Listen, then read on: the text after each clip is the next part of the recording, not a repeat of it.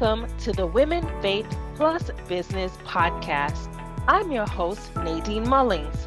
I'm an author, speaker, and marketing mentor, and I believe in the importance of women of faith in business stepping up and shining in their lane so they can have the impact, income, and influence they were born to make. Join me this season to hear the stories of powerful women of faith who have authored a collaborative, purpose-driven book to make a difference in the world. And be sure to join the Women Faith Plus Business community on Facebook by going to nadinemullings.com/community. See you in the powerful community of women of faith in business, and enjoy this episode of the Women Faith Plus Business podcast. Hello and welcome to this episode of the Women Faith Plus Business podcast. I'm super excited. This season has been amazing because I have had the opportunity to talk to some awesome visionary authors and co-authors of amazing books, purpose-driven messages out in the marketplace. And today is no exception to that. We have an amazing panel of women and a visionary author, Dr. Ranelli Williams. I have known Dr. Ranelli Williams for years. We actually met through the internet spaces, through the summits and virtual events and all those kind of things, and connected one-on-one. So I'm super excited to have her on the podcast today, and also her amazing co-hosts, co-authors, not co-hosts, that are in the room today, Toni, Donna, Charlene, and Allison. So I'm excited to have the conversation all around Poised and Profitable, Power Plays for the Purpose-Driven Woman in Business. So I'll start off with our visionary author, Dr. Ranelli Williams, and reading your official bio so the audience can know exactly who you are.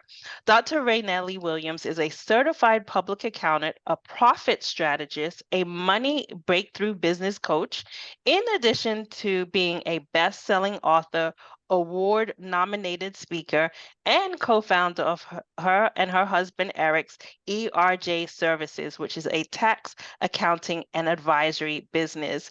In addition to their tax practice, where they work with individuals and businesses to help them remain compliant while positioning them to save thousands on their taxes, they help service-based businesses with bookkeeping and strategic advisory services that help them to increase cash flow and profits and feel more in control of their finances. So welcome to the podcast, Dr. Ranelli Williams. Thank you so much, Nadine. Thank you so much for the introduction. You are so welcome. And as I said, she has an amazing panel of co-authors. We have Toni, Donna, Charlene, and Allison. And let's go ahead and have each one of you introduce yourself. So Allison Denise, go ahead and introduce yourself to the audience.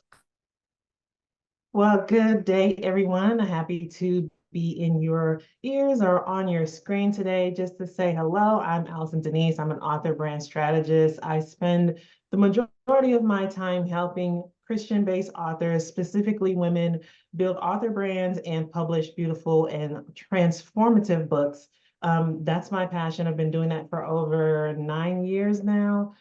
Graphic design as well for the last, seems like it's almost 20 years now. So that's me in a nutshell, and you'll learn more about me throughout the rest of the episode. Awesome. Welcome to the podcast, Allison Denise. And let's go on to Toni Moore. Oops, Hi. go ahead. Excuse me. Hello.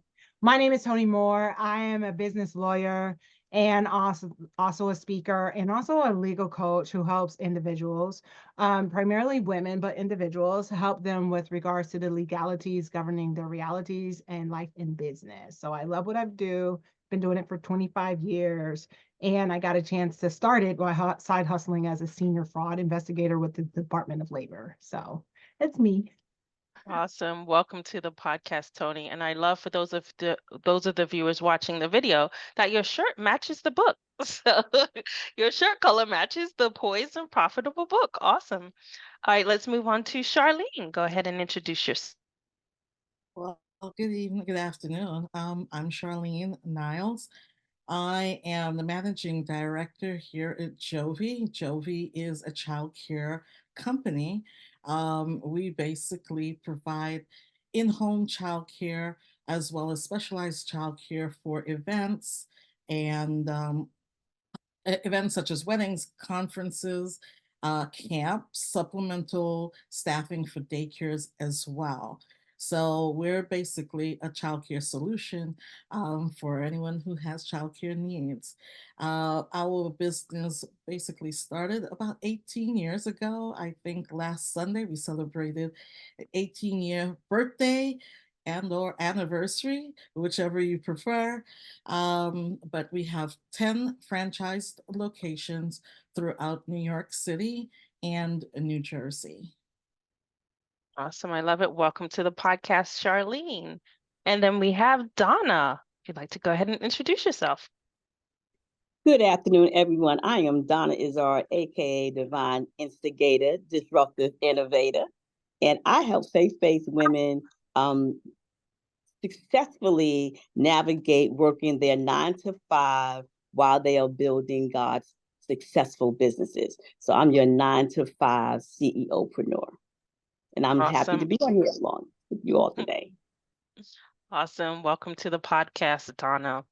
So we are here to talk about the great book, Poised and Profitable. And I want to start off with Ranelli. In the introduction of the book, you state that you want people to have a place to go when they feel less than self-assured in some key areas of their life. When it comes to their relationships with God, family, and friends, when it comes to their mindset, confidence, and mental health, also their style as far as beauty and health and wellness, their time, team, and systems, brand, business, and legal strategy, and money and sponsorship. So you lay out a roadmap and formula to success as a poised, profitable, purpose-driven woman in business. So I'd love to hear the backstory. What made you think of creating this book, and what was your vision for this book of Poised and Profitable? Yeah, I just felt like there was something missing in the marketplace. What I find is, among entrepreneurs, we are looking for more revenue, right? Increase revenue, increase revenue, increase revenue. And sometimes it's at the expense of the other areas of our lives, right? At the expense of our spiritual connection with God, at the expense of our relationship with our spouses, at the expense of our health, right? And what's the point in building wealth without all these areas? I felt like, there was just a need to bring into one space, the wholesome view of entrepreneurship, right? The legal aspects, right? The aspects of building team, what we want our brand to look like, which is what Allison brings on board. Just connections with, fellow entrepreneurs, which is what, Donna brought to the space.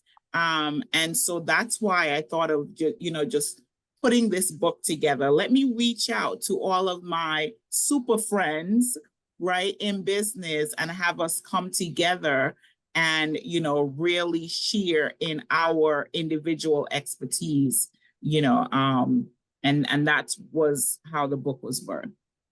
I love that. I love that. And I love that term, super friends. So reaching out to those super friends and getting them to collaborate on this book, Poised and Profitable.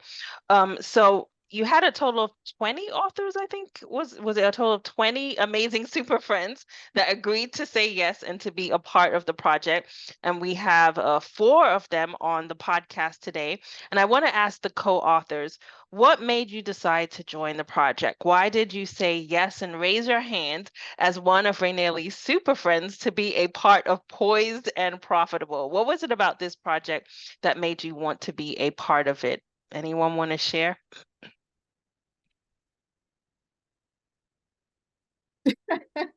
I'm gonna jump in right here, right? Wow. Can we just have a conversation? Because I see Charlene over there laughing, and she's probably saying, "I was bullied into this project," but I'll let her. I'll let her say her piece. I'm glad you mentioned that, Ranelli, because I wasn't going to pick on her, but I did see her chuckling over there, and I felt like Charlene has something to say about that. Charlene, what do you have to say? Why did you say yes to the project? So the beautiful thing is that I'm going through an exercise of keeping silent. So I think that'd be most appropriate right now. But but if I be myself, as Ranelli knows me to be, I can't keep silent for long. So I'll share that no, I wasn't bullied, coerced a little bit. But I said yes because really the spirit told me to say yes, and that was the thing. I was struggling with myself. You know, myself wanted to say no and did a couple of times. But the spirit won out, and I'm grateful that I actually have the opportunity to share some of my thoughts, things that I talk about every day, to put it actually in writing. So I think I know it was the right thing to do.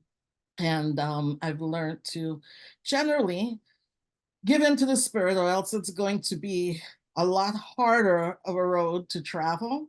And so the yes eventually came. Awesome. I love that and the honesty. Sometimes the yes is not immediate. It takes coercion. It takes the Holy Spirit working on you for a minute. So, a lot of times in life, we're tempted to be self-led, but then we need to be spirit-led and allow the Spirit to move through us so we can share and help other people. So I love that, Charlene. Anyone else? Toni, I see you're unmuted, so I'm going to pick on you. What made you say yes to this book project?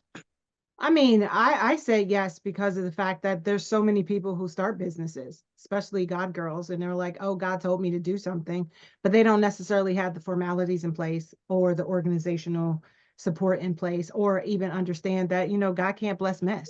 But, so they're like, well, he told me to start it. Okay. But he also told you to seek wise counsel. So when I got a chance to at least have a chapter in it with regards to the wise counsel part, especially with my background and consulting, and also with being a senior fraud person on the, at the business level side.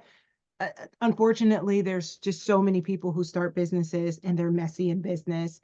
And one of my colleagues at the time, he pretty much said that if he ever wanted to just had a busier day at the IRS, he would just pull up a pastor's annual return, and then also find his wife's return, who allegedly made no money but had a whole bunch of deductions. And so I'm trying to help people not go to hell or jail by appreciating what the legal side of business is all about. I love that. God will not bless a mess, and you're trying to help people not from going to hell or jail. So I love that, Toni. So you needed to be a part of the book project to spread that message. Love that. Donna, what about you? What made you say yes to the book project? Well, first and foremost, I consider Ranelli a sister, friend, and we are in alignment by divine appointment. So Ranelli has not asked me anything that I've actually said no to, like today. Okay, so and the title alone, I'm all about the titles and what I mean, and just that alone, being poised and profitable, right? Especially for women of faith, we talk a good game, but we don't walk the walk, right? And so, here was an opportunity for us as entrepreneurs to really show up. What does that mean? What does that really look like, right? And here's an opportunity. And so when she brought that to me, and the title alone, I that aligned exactly with who I am. And I was like, yes, yes, yes. I love that, Donna. It's so true. We all need that friends that will say yes, no matter what it is. They got your back, and they're going to say yes and be a part of it. And so it was an automatic yes for Donna for Poised and Profitable. What about you, Allison Denise? Why did you say yes to this particular book project? I'm kind of like Donna, it's not much that Dr. Ranelli has asked me to be a part of that I'd be like, no, I think I'll pass. Like normally I'm pretty on board. But you know, Dr. Ranelli and I go way back as well, and I knew that branding needed to be a part of this, you know, collection.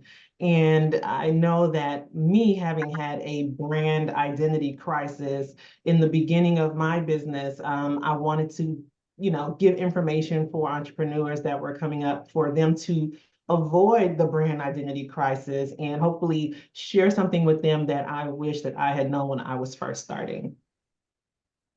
Yeah, that's so important, sharing your story and the journey in an effort to help others not fall victim to the things that we've fallen victim to is so key. So I love that that was a part of your reason. And of course, the visionary author is always one of the answers that they say on the panel. I joined because of the visionary author, and the vision and the person that Dr. Ranelli Williams was made it easy for these women to say yes to this amazing project. So let's talk a little bit about the content. We've talked about the title already, and I said before we even hit record that I love the word poised. For some reason, it just makes me feel like I need to sit up in my seat a little bit taller, right? Poised and profitable, right? So I love that that was the title. Well, let's talk about the content and some of the chapters of the women that are here on the panel. And I'm going to start with Donna. So Donna, your particular chapter is hashtag my business sister matters. Hashtag my business sister matters. And you start off by defining the true meaning of sisterhood as a sense of love and support for one another, which I feel is an example of what you shared with Dr. Ranelli and yourself, saying that you're going to support her no matter what. So why do you feel having a business sister is so important, Donna?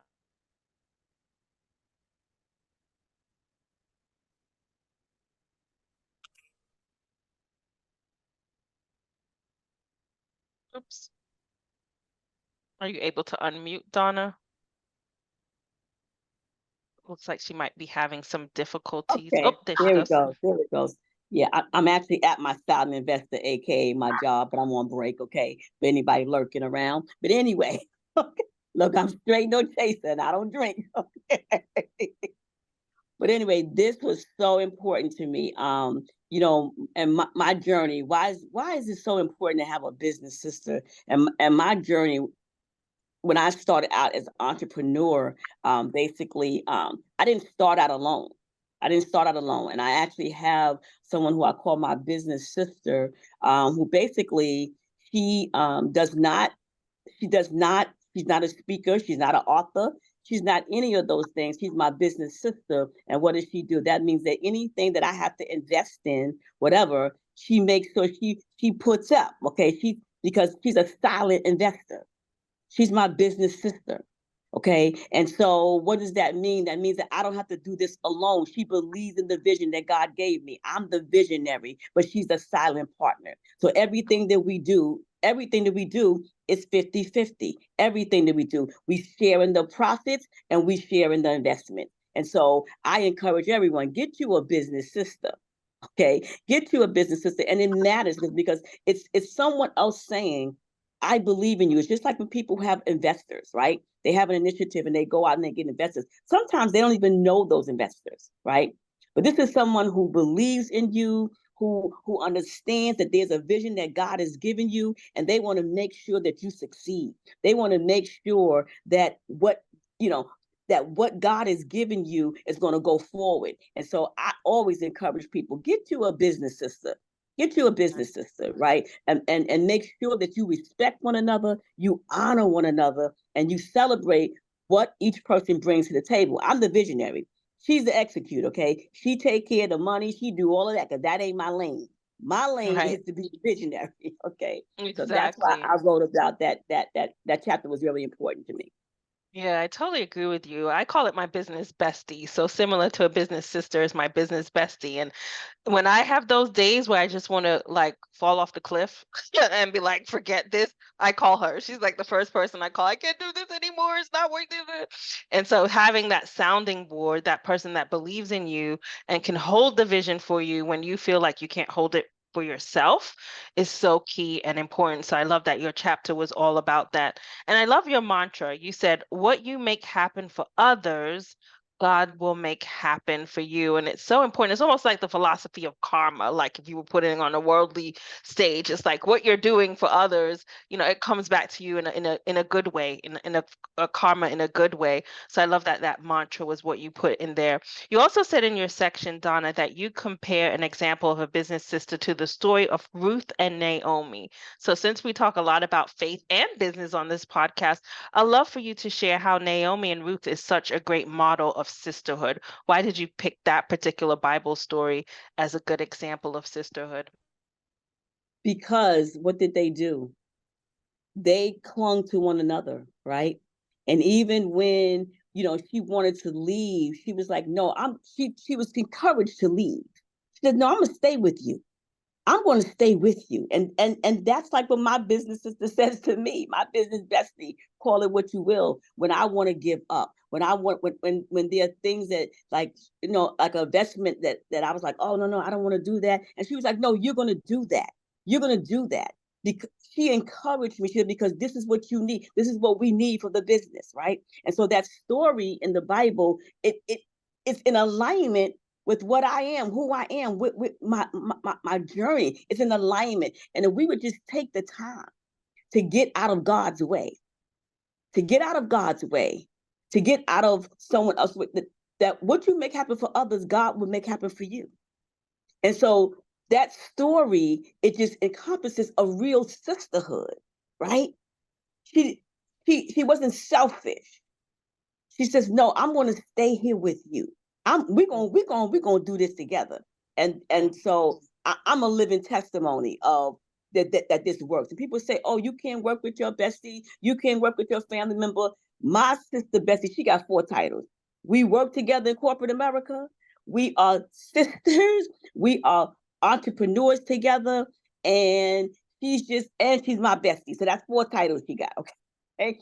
And it works. And it's been going on for many, many years. Yeah, no, that's awesome. It's definitely a great story of encouragement when we think about Ruth and Naomi and the fact that they didn't let each other go, no matter what the trial or tribulation was that they were going through. So I love that. Hashtag my business sister matters.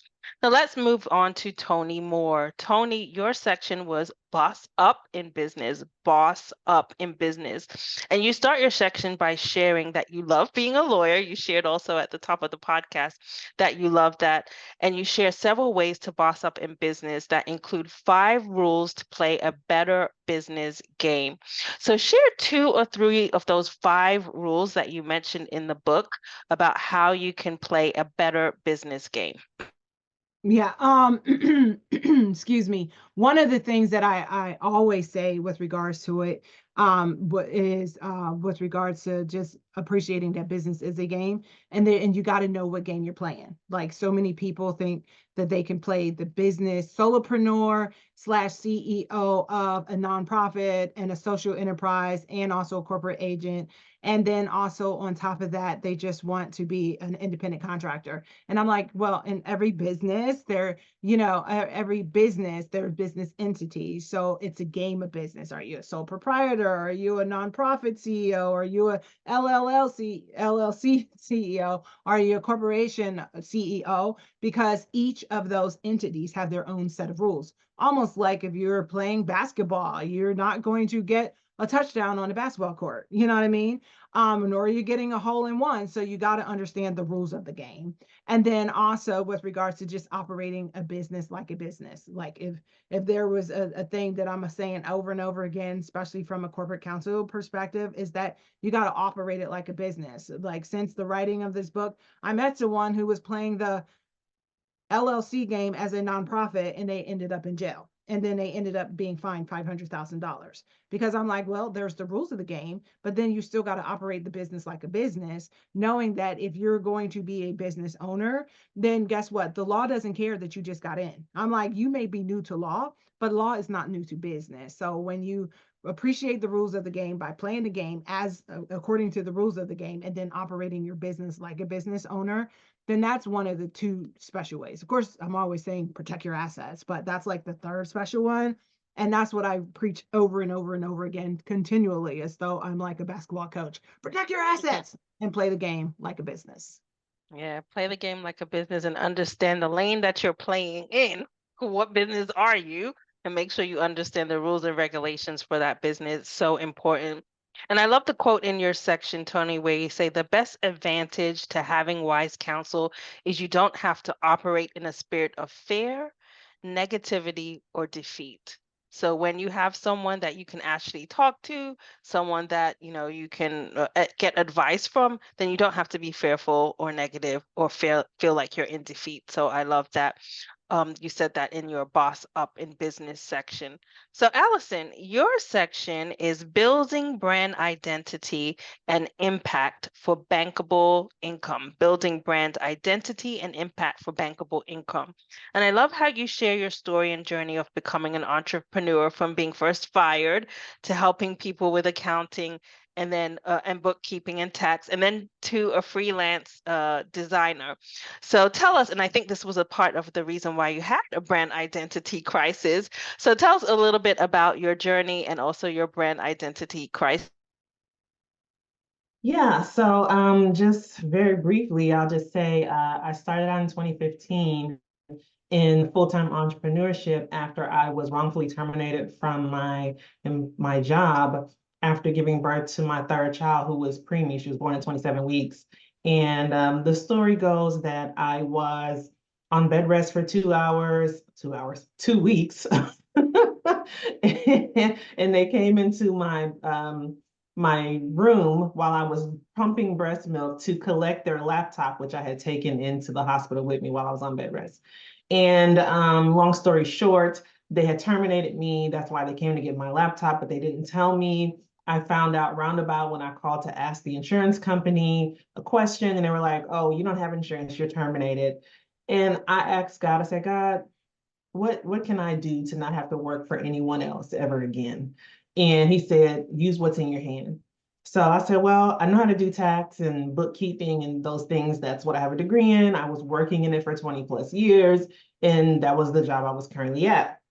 And so I started doing that, but as it turns, I had to brand myself, right? So I started designing things from me, and then my business besties were like, "Girl, you did that?" And I'm like, "Yeah." And they were like, "Can you do it for me?" And I'm like, "I guess." And so it just kind of morphed into this me designing for other people. And I often heard the word, "Oh, that's so beautiful." And that's how Branded Beautifully came to be as a brand.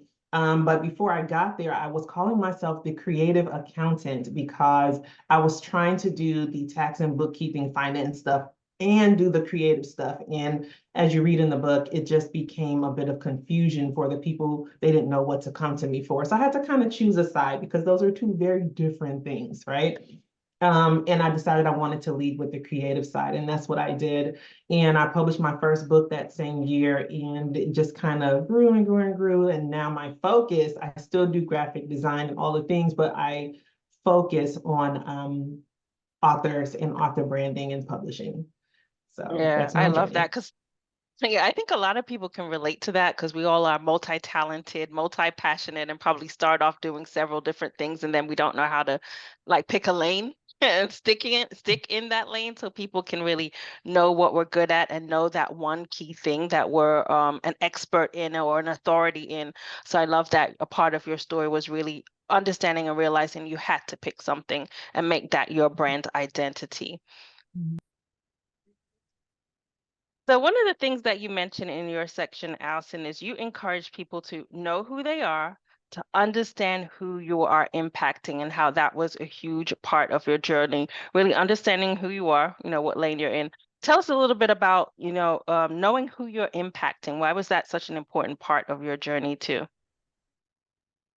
Well, I mean, it's like any goal. If you don't know what the target is, then how will you know if you've hit it? So when it comes to your audience and branding specifically, you definitely need to know who you're targeting. So if your brand is supposed to target moms, and you're talking to dads, then moms may not get the message. And knowing who you are speaking to is going to be what's the word I'm looking for? It's going to be the game changer for how effective your marketing is, which ultimately affects your bottom line. So you need to know them very intimately. Who are they? What do they like? Where do they hang out? And we always start out with those kind of demographics. Oh, she's a woman and she's 35 and she has 3 kids and she's married. But what personally about her can you identify with? Who is she as a person, assuming it's a she, because my brand speaks to women. What are those really deep things that will resonate with them, that when you do your marketing, whether online or offline, they will come across your brand and know it's for them. They will know, oh, she's speaking to me. I need to dig deeper into this. And that's Yeah, why it's very, mhm. yeah, I 100% agree with that. Definitely coming from the marketing space, that is key, knowing your audience, knowing what their problems are, and definitely speaking to them in your marketing is definitely a part of how you attract people into your brand. And I love your quote in your section, Allison. You said, "Don't sell me your service, sell me your story." And you encourage us to embrace your difference. So it's so important to embrace your difference and sell your story as a part of your brand. So thank you for your section, Building Brand Identity and Impact for Bankable Income. Now, Charlene, you talk about hiring, training, and motivating a dynamic team. And you share the secret to successfully moving the needle in your business would include 2 simple principles. So you broke it down to 2 simple principles, which is God is our CEO, giving us daily guidance, and a dynamic team of 100 plus talented employees. So tell us about how those 2 simple principles have played a role in your life. Yeah. Oh yes, I'm unmuted. They're really simple.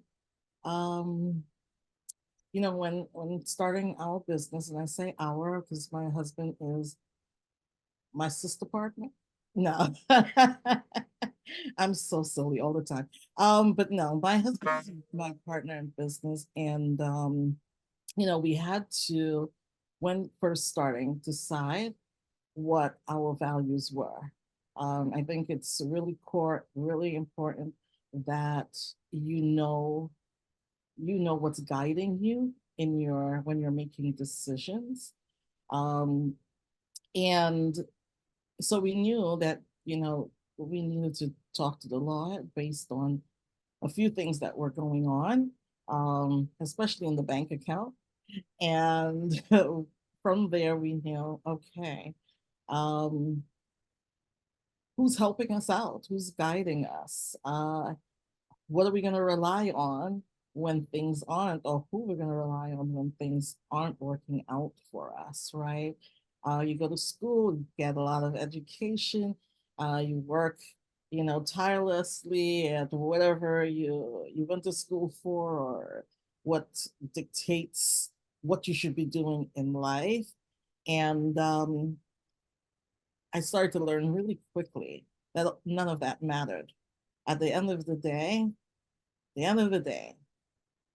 when I can't figure out how to pay the bills, when I can't figure out how to grow my company, what marketing looks like,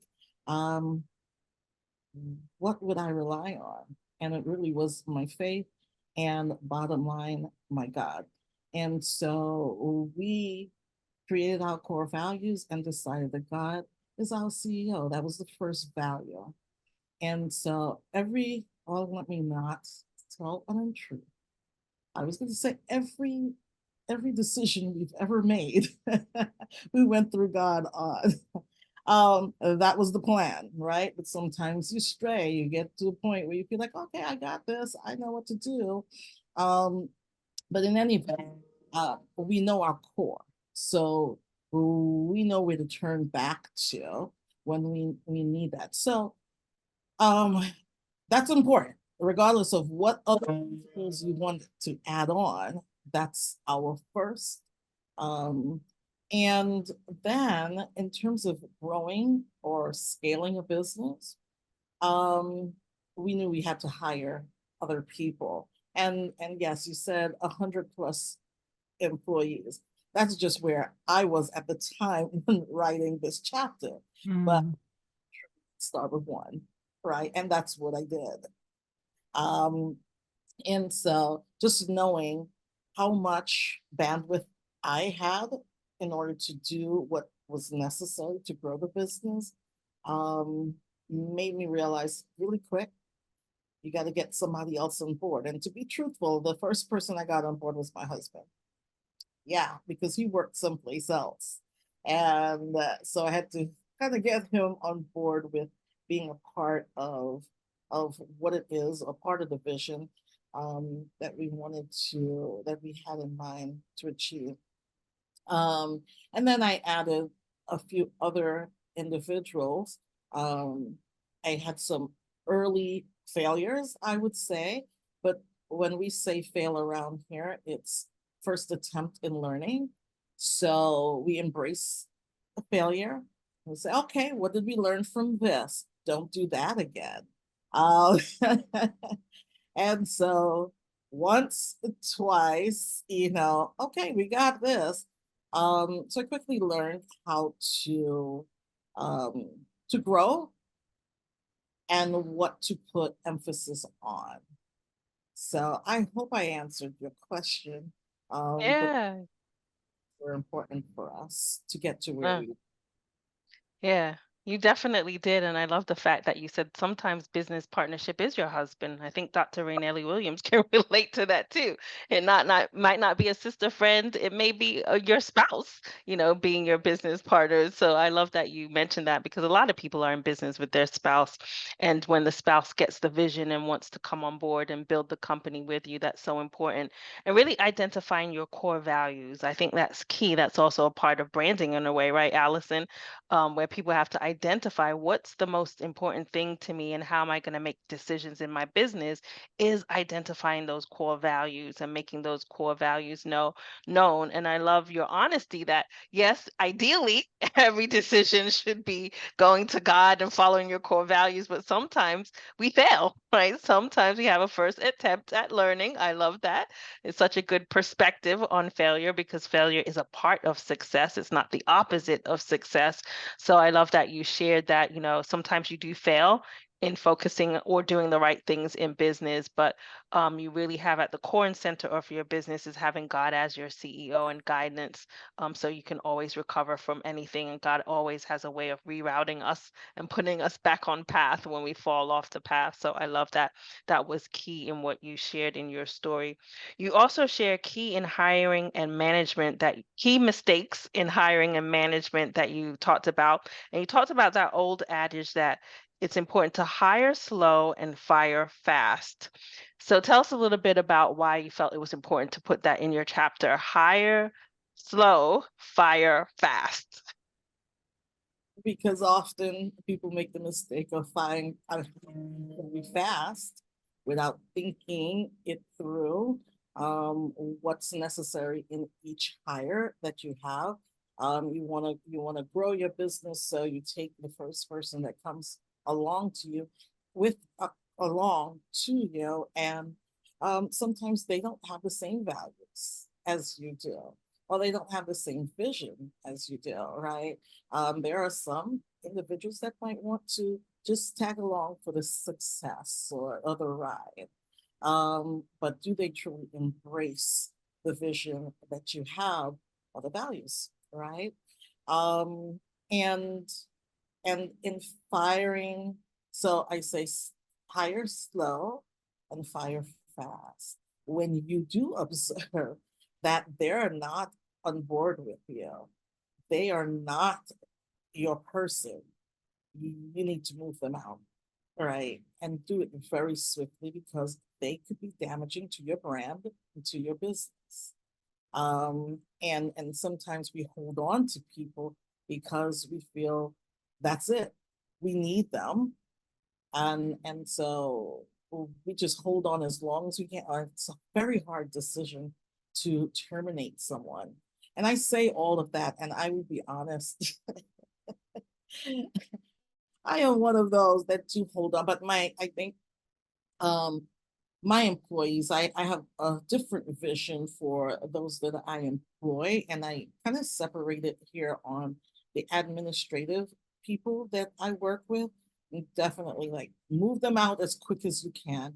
But when I work with my caregivers, I work more on mentoring them and empowering them. A lot of them are younger, they're young ladies. And so I want them to grow, and I want them to grow with confidence and just embodying the right leadership skills and having the right character. So we do spend a lot of time with them, and it's almost the opposite.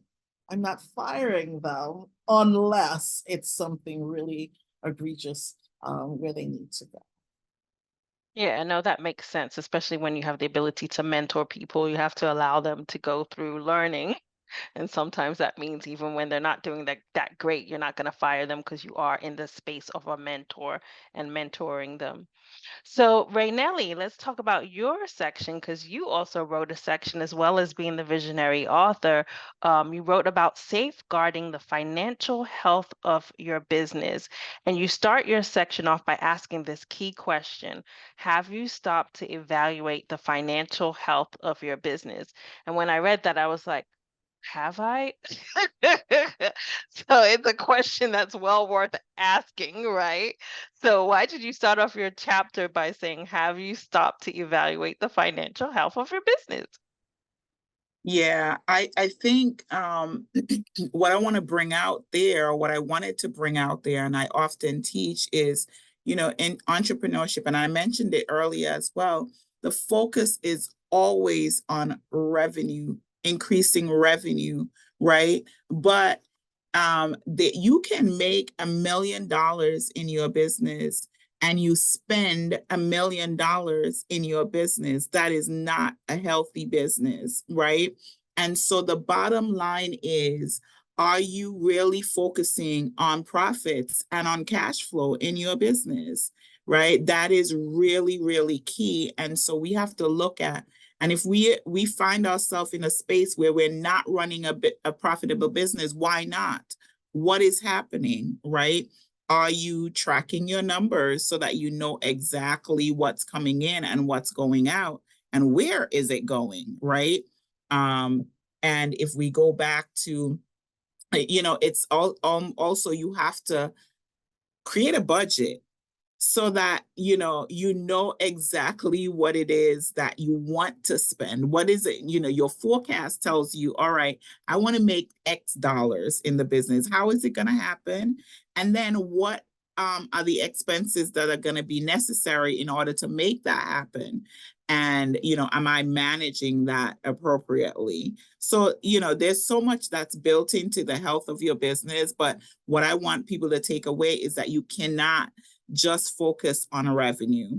You have to, that's top line, you have to focus on profits. You got to make profits, an important part of the equation, because it is.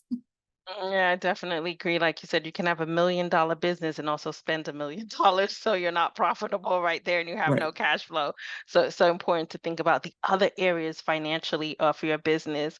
Now, in the conclusion of the book, Raynelli, you state, we cannot do it alone and a team is important. You encourage the readers to implement what they learned until you've mastered it. I love that because sometimes we can read books and the stories are great, the advice is great, the tips are great, but are we actually implementing to the point of mastery? How are we mastering and making sure we understand our business? How are we mastering our financing, mastering our brand, mastering hiring? So it's not just about implementation, but also mastering and then hiring people that are masters in that area too. So if you can't master it yourself, you hire an attorney, right, that can handle all of those key things when it comes to the law and things like that. And I also want to mention a quote that you put in the conclusion that says, the future belongs to those who believe in the beauty of their dreams. I believe that's Eleanor Roosevelt that you had in there, right?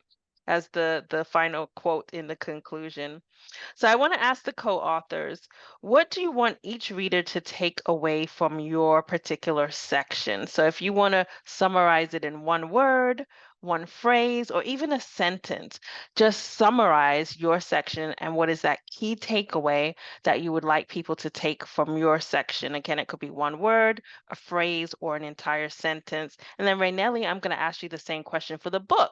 So when people pick up Poised and Profitable, what is that one word, one phrase, or sentence that you would like them to take away from the book? So I'm gonna start with, actually, I'm not gonna pick on someone who feels led to go first as to what that one word, one phrase, or sentence would be for their section.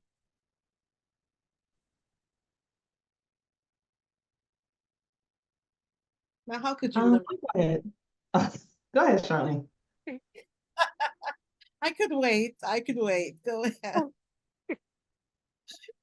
You're unmuted, Charlene, so we'll go with you.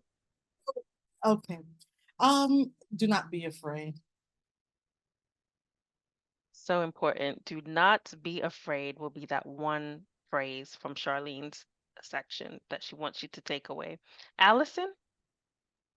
Yes, I always like to let people know that your brand is a living organism. It will evolve and change over time as you evolve and change as a business owner. So do not get stuck in analysis paralysis. Get out there and do the thing. Amen. Get out there and do the thing because your brand will evolve. It's a living organism. So true, Allison. Toni, what about you? What is that one phrase, one word, one sentence for your particular section of the book?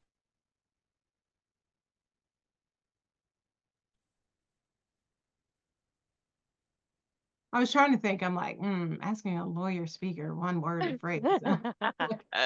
It's hard, but you have one sentence.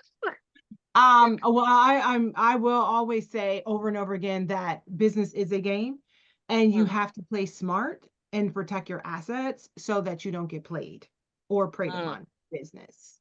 That's definitely my thing to say. Yeah, definitely play smart and protect your assets.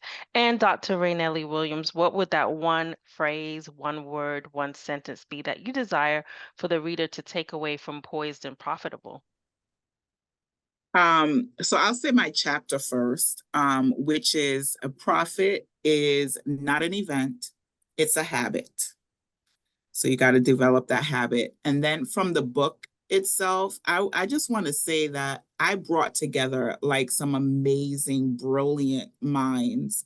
And, each chapter is, just bringing out exactly the excellence, from these individuals. So if you have a legal issue, go to Toni's, go to Toni's chapter. If you're looking to build a solid team, go to Charlene's chapter. If you're looking for branding instructions, go to Allison's chapter. If you're looking to build that sisterhood, go to Donna's chapter. And there are 16 others where that came from. So it's really, a rich collaboration. And I just say that every entrepreneur should have this book in their hands. Yes, definitely. Use it as a resource and the women in the book as a resource for whatever you may be going through in business. And with that said, how can they get this resource, Poised and Profitable? What is the best way for them to purchase the book? Yeah, I would say go to Amazon.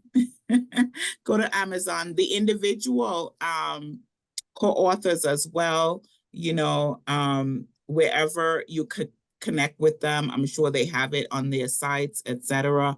Go to Amazon, grab yourself a copy of Poised and Profitable, or reach out to the co-authors and get a copy, a signed copy from your favorite co-author. I love that. That also leads into how we can connect with the co-authors that are currently on the panel. So, Charlene, what is the best way for people to connect with you? Emailing me. You can email me at C Niles. That's N as in Nancy, ILES at Jovi, JOV as in Victor, IE Edgar.com. Okay, awesome. So definitely reach out to Charlene via email. And Toni, I see you're unmuted. What is the best way for people to connect with you? Yes, thank you so much for this opportunity and for all of my sisterpreneurs in the Poised and Profitable book. I'm my alias is the Legal Diva. So you can pretty much find me at thelegaldiva.com or on Instagram, where that's my pro bono. Okay. I give my information. That's my pro bono at The Legal Diva. Awesome. So definitely check her out at The Legal Diva. And Allison Denise, how can people connect with you? Yeah, so you can find me on all social media. Well, not all. Instagram, TikTok, and Facebook. I'm Allison Denise, and my website is branditbeautifully.com. That's branditbeautifully.com. Awesome. Love it. So connect with Allison Denise on social media and also on her website. And last but not least, visionary lead author, Dr. Ranelli Williams. How can people connect with you? Yes, I am Dr. Ranelli Williams across social media as well.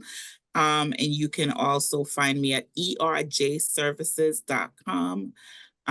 Or you can email me as well at drranelli@erjservices.com. Awesome. So reach out to her via email, her website, or on social media. Well, thank you for the authors of Poised and Profitable. Just love saying that. Poised and Profitable.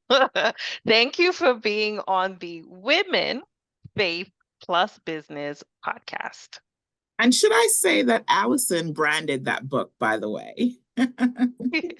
Awesome. So her branding skill set is on that book. So you have an example of her amazing work. So thank you for that plug, Dr. Ranelli Williams, for Allison Denise's work as a graphic designer and a book brander, author branding. Awesome. Yes, Thank you, so much, ladies. Dr. Thank you for listening to the Women, Faith Plus Business podcast.